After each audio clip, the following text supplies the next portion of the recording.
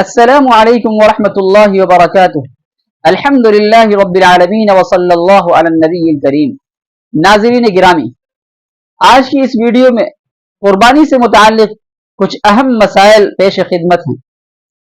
سب سے پہلا مسئلہ یہ ہے اور ایک سوال بھی ہے کہ کیا مرحومین کی طرف سے ایصال ثواب کی خاطر قربانی کرنا درست نہیں ہے؟ جواباً عرض ہے کہ جمہور اہل سنت والجماعت کے نزدیک مرحومین کی طرف سے ایصال ثواب کی نیت سے قربانی کرنا درست ہے۔ اس کے ناجائز ہونے کا کوئی ثبوت شریعت کے اندر موجود نہیں ہے، بلکہ اس کی تائیدی روایات موجود ہیں۔ چنانچہ صحیح روایات کے اندر موجود ہے کہ نبی پاک علیہ الصلوۃ والسلام دو جانوروں کی قربانی کیا کرتے تھے، ایک اپنی طرف سے اور ایک پوری امت کی طرف سے۔ سنن ترمذی کے اندر یہ روایت موجود ہے کہ آقا علیہ الصلوۃ والسلام نے دو مینڈوں کی قربانی فرمائی اور دوسرے مینڈے کے بارے میں فرمایا، اے اللہ اسے میری طرف سے اور میری امت کے ان لوگوں کی طرف سے قبول فرما جنہوں نے قربانی نہیں کی۔ نیز حضرت علی رضی اللہ تعالیٰ عنہ سے منقول ہے، سنن ترمذی کی روایت ہے کہ وہ ہر سال آقا علیہ الصلوۃ والسلام کی طرف سے ایک قربانی کیا کرتے تھے۔ کسی نے سوال کیا کہ آپ ایسا کیوں کرتے ہیں؟ انہوں نے جواب دیا کہ نبی پاک علیہ الصلوۃ والسلام نے مجھے اس کا حکم دیا ہے۔ ان دونوں روایتوں کی بنیاد پر جمہور اہل سنت والجماعت کے نزدیک مرحومین کی طرف سے ایصال ثواب کی خاطر قربانی کرنا درست ہے۔ اس کے علاوہ ایک یہ بھی دلیل دی جاتی ہے کہ روایات سے ثابت ہے کہ مرحومین کی طرف سے حج اور عمرہ کرنا صحیح ہے، کیا جا سکتا ہے، اور حج اور عمرے کے اندر جہاں بدنی عبادت کا پہلو ہے وہی مالی عبادت کا بھی پہلو شامل ہے۔ تو جب حج اور عمرہ جو کہ مالی عبادت بھی ہیں مرحومین کی طرف سے کرنا درست ہے، اسی طریقے سے قربانی جو ایک مالی عبادت ہے وہ بھی مرحومین کی طرف سے انجام دینا اور کرنا درست ہوگا۔ اس کے علاوہ دیگر نفلی صدقات وغیرہ مرحومین کی طرف سے کیے جاتے ہیں اور اس کا ثواب پہنچایا جاتا ہے، تو مرحومین کی طرف سے قربانی کرنا بھی ایک نفلی صدقہ ہے، اس کا ثواب مرحومین تک پہنچایا جا سکتا ہے۔ اسی وجہ سے بہت سے علماء کے نزدیک قربانی مرحومین کی طرف سے کرنا نہ صرف یہ کہ جائز ہے بلکہ افضل ہے۔ ایصال ثواب کے لیے جو قربانی کی جاتی ہے اس کی حقیقت سمجھ لینی چاہیے۔ بہت زیادہ اس سلسلے میں غلط فہمیاں عام ہیں۔ ہم جو مرحومین کی طرف سے قربانی کرتے ہیں اس کی حقیقت یہ ہوتی ہے کہ جو بندہ قربانی کرتا ہے، جس کی رقم سے وہ جانور خریدا جاتا ہے، اصلاً قربانی اس کی طرف سے ہوتی ہے۔ اگر اس نے حصہ لیا ہے تو اس حصے کی قربانی اس کی طرف سے ہوتی ہے، مرحومین کو صرف ثواب پہنچتا ہے۔ تو مرحومین کی طرف سے قربانی کرنے کا صرف یہ مطلب ہے کہ ہم ان کو ثواب پہنچاتے ہیں، اور اصلاً جو قربانی ہوتی ہے وہ قربانی کرنے والے کی ہوتی ہے۔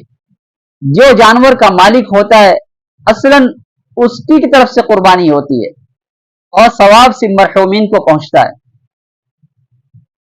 دوسری چیز کہ ثواب پہنچانے میں کوئی حد بندی اور باؤنڈیشن نہیں ہے۔ آپ ایک کو ثواب پہنچائیں یا سینکڑوں کو ثواب پہنچائیں، آپ کو اختیار ہے۔ جیسا کہ اس سے پہلے نبی پاک علیہ الصلوۃ والسلام کا عمل پیش کیا گیا کہ آپ علیہ الصلوۃ والسلام ایک مہینے میں پوری امت کو شریک کرتے تھے اور پوری امت کو ثواب پہنچاتے تھے۔ تو اس سے یہ بات سمجھ میں آتی ہے کہ ایک چھوٹے جانور میں یا ایک حصے میں کئی لوگوں کو ہم ثواب پہنچا سکتے ہیں، اور یہ کہہ سکتے ہیں کہ ہم کئی لوگوں کی طرف سے قربانی کر رہے ہیں، کئی مرحومین کی طرف سے قربانی کر رہے ہیں۔ جب یہ حقیقت واضح ہو گئی تو یہ مسئلہ بھی جان لینا چاہیے کہ اگر ہم مرحومین کی طرف سے قربانی کر رہے ہیں تو اگر چھوٹا جانور ہے یا ایک حصہ ہے تو اس میں صرف ایک شخص کا پیسہ ہونا چاہیے۔ یہ درست نہیں ہے کہ دو تین لوگ مل کر ایک چھوٹا جانور یا ایک حصہ لیں اور اپنے والدین کی طرف سے یا اپنے والد یا اپنی والدہ کی طرف سے قربانی کریں یا نبی پاک علیہ الصلوۃ والسلام کی طرف سے قربانی کریں۔ یہ درست نہیں ہے، اس لیے کہ ایک چھوٹے جانور میں یا ایک حصے کے اندر एक ही शख्स बतौर मालिकाना शरीक हो सकता है, कई लोग बतौर मालिकाना शरीक नहीं हो सकते, कुर्बानी सही नहीं होगी। तो ये मसला जहन में रहना चाहिए कि हम जो मरहूमीन की तरफ से कुर्बानी करते हैं उसका सिर्फ ये मतलब होता है कि हम उन्हें सवाब पहुंचाते हैं, और वो कुर्बानी हमारी मिल्कियत में होती है। और एक छोटे जानवर में या एक हिस्से के अंदर मिल्कियत सिर्फ एक शख्स की ही हो सकती है, कई लोग बतौर मालिकाना शरीक नहीं हो सकते। लिहाजा बाज लोगों में ये जो राइज है कि कई लोग मिलकर एक छोटा जानवर खरीदते हैं, उसको नबी पाक अलैहिस्सलातु वस्सलाम की तरफ से कुर्बानी करते हैं और ये समझते हैं कि कुर्बानी एक शख्सियत की तरफ से हो रही है। ये सही नहीं है, इसलिए कि यहाँ कुर्बानी जो हो रही है वो जानवर वालों की तरफ से कुर्बानी हो रही है और नबी पाक अलैहिस्सलातु वस्सलाम को हम सवाब पहुंचा रहे हैं। और एक छोटे जानवर के अंदर कई लोग बतौर मालिकाना शरीक नहीं हो सकते। हाँ, इसका उल्टा हो सकता है कि एक शख्स की मिल्कियत हो, एक शख्स का जानवर हो या एक हिस्सा हो, उसमें हजारों लोगों को शरीक कर लें, ये दुरुस्त है, इसलिए कि सिर्फ सवाब पहुंचाया जाता है। दूसरा मसला जो आम तौर पर पूछा जाता है, मालूम किया जाता है कि बड़े जानवर में किस नियत के साथ हम शरीक हो सकते हैं। तो जानना चाहिए कि बड़े जानवर के अंदर ज्यादा से ज्यादा 7 लोग ही शरीक हो सकते हैं, कम हो तो कोई मुजायका नहीं, लेकिन 7 से ज्यादा शरीक नहीं हो सकते। और 7 लोगों की नियत वाजिब कुर्बानी की हो, यह भी दुरुस्त है, या कुछ वाजिब कुर्बानी हो और कुछ नफली कुर्बानी हो, यह भी दुरुस्त है। कुछ वाजिब कुर्बानी हो, कुछ नफली कुर्बानी हो, कुछ अकीके के हिस्से हो, यह भी दुरुस्त है। बल्कि मसनून वलीमे की नीयत से शरीक होना, 7 हिस्सों के अंदर 1-2 हिस्सा मसनून वलीमे का लेना, यह भी दुरुस्त है। इसलिए कि इबादत का पहलू होना चाहिए, सिर्फ गोश्त खाने या किसी और नियत से शरीक होना यह सही नहीं है। और वलीमा भी सुन्नत है, इबादत है, इसलिए अगर कोई 1-2 हिस्सा वलीमे के लिए लेता है तो भी सभी की कुर्बानी दुरुस्त। एक तीसरा अहम मसला, एक मुल्क की कुर्बानी दूसरे मुल्क के अंदर कराना कैसा है। सऊदी अरब के अंदर रहने वाले, गल्फ के अंदर रहने वाले हिंदुस्तान के अंदर करवाएं, या हिंदुस्तान में रहने वाले लोग मक्कतुल मुकर्रमा के अंदर कराएं, तो ये दुरुस्त है या नहीं। तो जानना चाहिए कि यह दुरुस्त है, लेकिन इस सिलसिले में यह बात जान लेनी चाहिए कि जहां पर वो शख्स मुकीम है, सबसे पहले वहां कुर्बानी का दिन आ जाना चाहिए।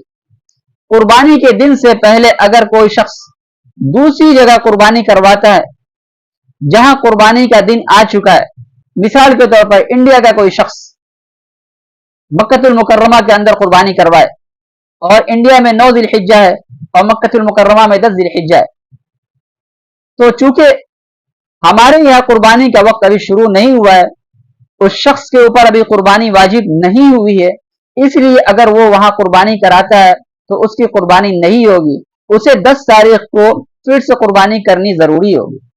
तो एक तो ये बात जान लेनी चाहिए कि जो कुर्बानी करने वाला है, जो साहिब निसाब है, उसके यहां कुर्बानी का दिन आ जाना चाहिए। दूसरी चीज कि अगर कोई शख्स सऊदी अरब में मुकीम है, वहां 13 तारीख है और इंडिया के अंदर 12 तारीख है, तो वो शख्स यहां कुर्बानी करा सकता है या नहीं। इस सिलसिले में मुफ्तियान किराम की अलग अलग राय हैं, हर एक के पास अपने अपने दलाइल हैं, लेकिन राजिह यही मालूम होता है कि सऊदी अरब में अगर कुर्बानी का वक्त खत्म हो चुका है और इंडिया के अंदर अभी कुर्बानी का वक्त बाकी है, तो वहां का शख्स इंडिया के अंदर कुर्बानी करा सकता। इसलिए कि फुकहा ने सराहतन ये जिक्र फरमाया है कि जहां कुर्बानी का जानवर हो वहां के वक्त का एतबार होगा।